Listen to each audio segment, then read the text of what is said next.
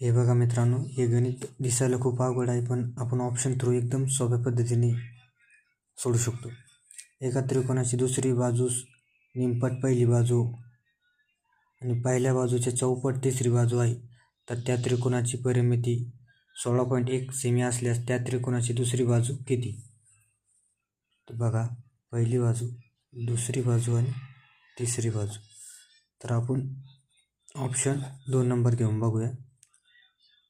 एका त्रिकोणाची दुसरी बाजू दुसऱ्या बाजूस निमपट पहिली बाजू, म्हणजे पहिली बाजू आपण 23 धरली.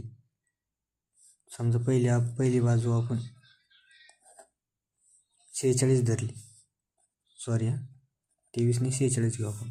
पहिली बाजू 46 धरली, म्हणजे 4.6 धरली, तर त्याच्या निमपट पहिली बाजू, म्हणजे याच्या अर्धी किती? 23.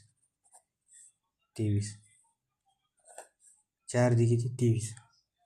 निमपट पहिली बाजू म्हणजे अर्धी, निमपट म्हणजे अर्धी ना, पहिली बाजू आहे. आणि पहिल्या बाजूच्या चौपट तिसरी बाजू आहे.